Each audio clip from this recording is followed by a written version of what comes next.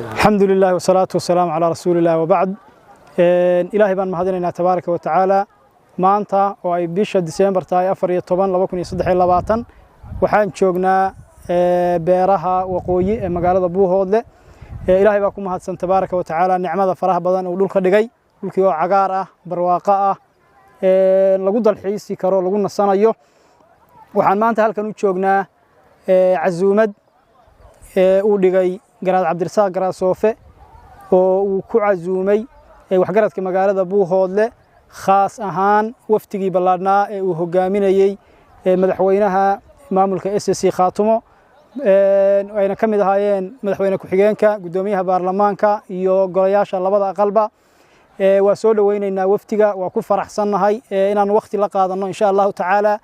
وحجرت كما قال أبوه هل كان يمين مانتنا آدي آدبان وجمهد علينا وقتها أي صباحيين جراد كوجوشن دقي عزومة بحيي وما ارتدت كان سوية رينا وحنا جراد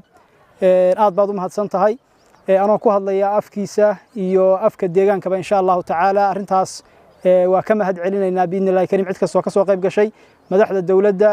iyo cid kastoo oo timidna waxaan leenahay insha Allah taala khayr iyo barakaan idin rajaynayna waad ku mahadsan tihiin safarka shaqo ee ummadda u haysaan waxaan idin kula dardaarmaynaa wanaag iyo horsocod biidnillaahi kariim ummadda reer SSC meel ay joogaan bana waxaan leenahay insha Allah taala dawladnimo ina deeqda qof kastaaba halkiisu dawlad ku yahay ha shaqeeyo muranku ha yaraado khilaafku ha yaraado horsocod insha Allah taala hala noqdo dadka shaqeynaya shaqada ha la qabto ha loo fududeeyo intaasaan soo jeedinayaa aad iyo aad baad u mahadsantihiin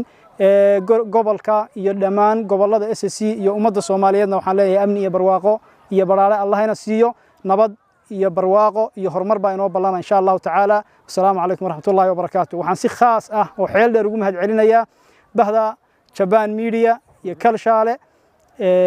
كالشالة ميديا أو آدي آد ديجان كوح بدن وقبتي